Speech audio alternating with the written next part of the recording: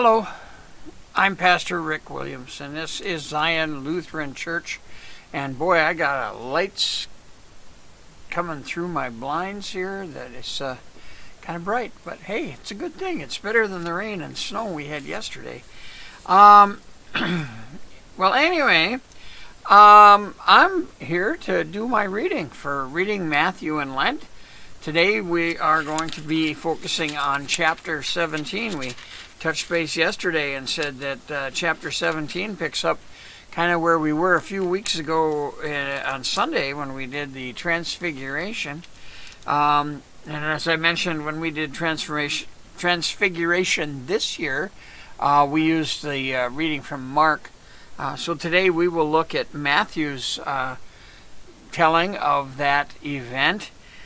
Yesterday in chapter 16, we saw the Pharisees and the Sadducees demanding a sign from Jesus, and he basically told them, I'm not giving you a sign. You wouldn't recognize it if you saw it. So he told that. We saw Peter confess that Jesus is the Christ of the Son of the living God, and then we heard Jesus tell him, get behind me, Satan. You are a hindrance to me, for you're not setting your mind on the things of God, but the things of men. And it's just an example how Peter, just like James and John the other day, were still thinking of Jesus being this earthly king, this Davidic king who would rule with power on the earth. That's why Peter isn't comprehending that Jesus is going to die yet. So anyway, and then we see Jesus telling his disciples that they need to take up their cross and follow him, and that's what we need to do as well. So today we go into chapter 17. It's not that long. There are only, I think there's only 2 subsections. Oh, maybe not 3, 4. The last 2 are short.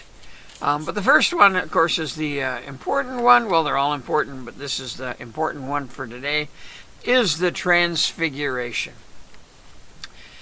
Begins, and after 6 days, Jesus took with him Peter and James and John, his brother, and led them up a high mountain by themselves. And he was transfigured before them, and his face shone like the sun, and his clothes became white as light.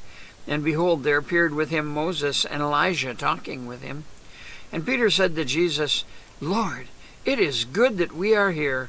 If you wish, I will make 3 tents here, one for you, one for Moses, and one for Elijah. He was still speaking when, behold, a bright cloud overshadowed them, and a voice from the cloud said, This is my beloved Son, with whom I am well pleased. Listen to him. When the disciples heard this, they fell on their faces and were terrified. But Jesus came and touched them, saying, Rise and have no fear. And when they lifted up their eyes, they saw no one but Jesus only. And as they were coming down the mountain, Jesus commanded them, Tell no one the vision until the Son of Man is raised from the dead. And the disciples asked him, Then why do the scribes say that first Elijah must come? He said, Elijah does come, and he will restore all things. But I tell you that Elijah has already come, and they did not recognize him, but did to him what they pleased. So also the Son of Man will certainly suffer at their hands. Then the disciples understood that he was speaking to them of John the Baptist. And when they came to the crowd, a man came up to him and kneeling before him said, Lord, have mercy on my son, for he is an epileptic, and he suffers terribly. For often he falls into the fire, or often into the water. And I brought him to your disciples, and they could not heal him. And Jesus answered, O faithless and twisted generation, how long am I to be with you? How long am I to bear with you? Bring him here to me. And Jesus rebuked the demon, and it came out of him, and the boy was healed instantly. Then the disciples came to Jesus privately and said, Why could we not cast it out? He said to them, Because of your little faith. For truly I say to you, if you have faith like a grain of mustard seed, you will say to this mountain, move from here to there, and it will move, and nothing will be impossible for you. As they were gathering in Galilee, Jesus said to them, the Son of Man is about to be delivered into the hands of men, and they will kill him, and he will be raised on the third day. And they were greatly distressed. When they came to Capernaum, the collectors of the 2 drachma tax went up to Peter and said, does your teacher not pay the tax? He said, yes. And when he came into the house, Jesus spoke to him first, saying, what do you think, Simon? From whom do kings of the earth take their toil or tax? From their sons or from others? And when he said, from others, Jesus said to him, then the sons are free. However, not to give offense to them, go to the sea and cast a hook, and take the first fish that comes up, and when you open its mouth, you will find a shekel. Take that and give that to them, for me and yourself. So anyway, that ends chapter 17. Of course, we see the Transfiguration. We see Jesus on the mountain with James and John and Peter. And then we also see Moses and Elijah. One of the things that I find interesting, people often ask me, will we know each other in heaven? Will we know our friends? Will we know those who we knew here? And I think that is absolutely evident, that not only we're going to know the people that we knew before, but I think we're going to know people just by recognition who we may have known through history or from history. And why do I say that? Well, what does it say? It says, and clothes became bright white, and behold, there appeared to them Moses and Elijah talking with him. Now, here's the question. How did they know they were Moses and Elijah? I'm guessing that Moses and Elijah were not wearing name tags. And I don't see, it doesn't mention here anywhere that Jesus introduced them.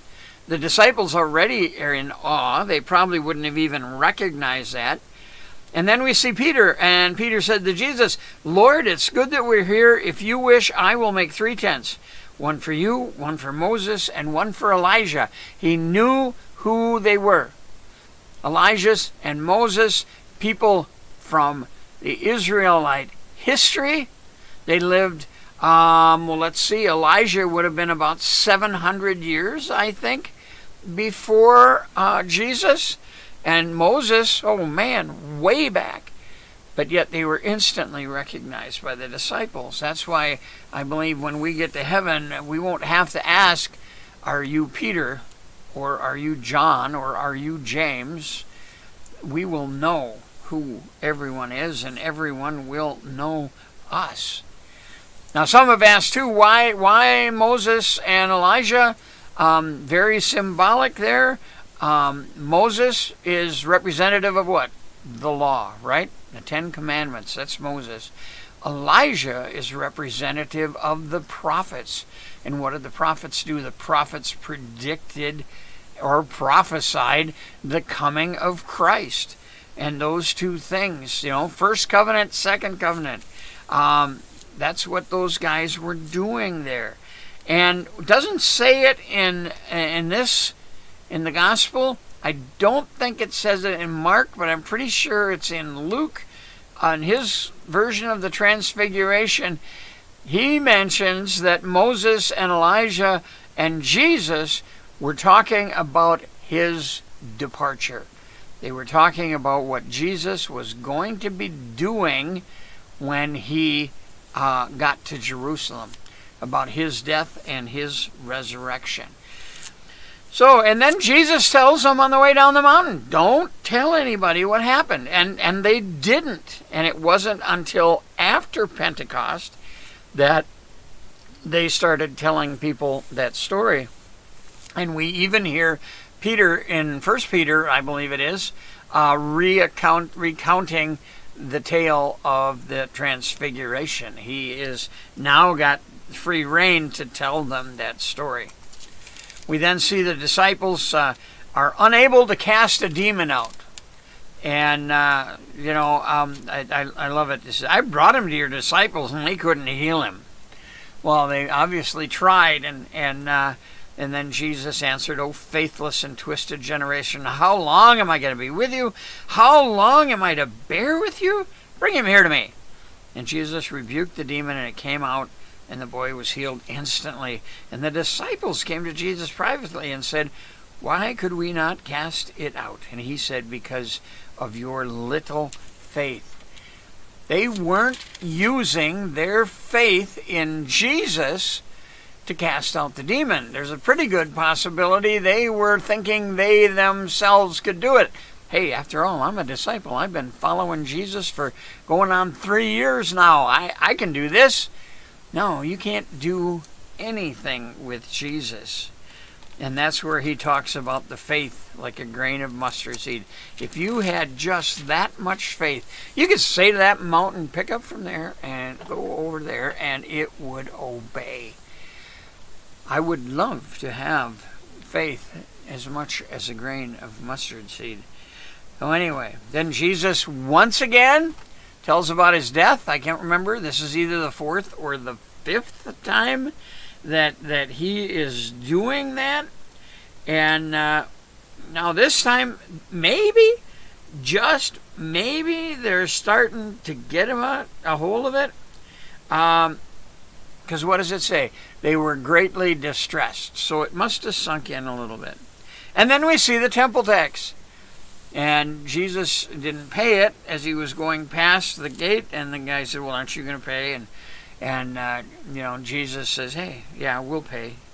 When Peter asks him, "What do we do?" And Jesus tells him, go catch a fish. And he catches a fish and opens his mouth, and there's a coin in there enough to pay for you and I. Because who is he? He's the son of the king, right? Yeah. So anyway, that's chapter 17. I hope you enjoy it. I hope you will join me tomorrow for chapter 18. Things are starting to wind up. We're starting to get closer to the end. Not next week, but the week after. Let's see, next week is the 17th. I think, isn't it? Let's see, what's today? Today is the 12th, 13th. Yeah, next week we got 15, 16, 18, 19, 20. Then we got 22, 23, 25, 26, 27. Yeah, we're going to be, we're only 2 weeks away from Holy Week. I'm going to intersperse a couple of extra readings that week of the 22nd, going into the 29th as we approach Easter, just so we don't finish too soon. We want the timing to be perfectly, so we may have some reinforcing testimony from either Luke or John, or maybe even some short ones from Mark as we get closer. I think we're going to use John, though. I think that was my original intention. I like the Gospel of John. It's my favorite because John has no problem in talking about the love of Jesus and what he has done for us. So anyway, I hope you enjoyed that. I hope you will join me tomorrow for chapter 18. And hope you're having a great day. And hope you're getting ready for spring and for the warmer weather. I'm thinking over the next few days, most of that snow should be pretty much gone. I know the stuff we got, yesterday or day before is pretty much gone. So, yeah, I know I'm looking forward to it. Checked on my bees the other day. They were flying around having a good time before the snow came back. But, yeah, so they're looking for spring and flowers and all of that good stuff. So as we prepare for spring, have a wonderful day. And as always, be happy, be healthy, be kind, be faithful, be cheerful, be neighborly, be loving, be caring, be giving, be all of those things. But especially, be happy. Have a good day. Share your happiness and love with those around you. And I really, really, really look forward to seeing you all in person again real soon. So have a great day and God bless.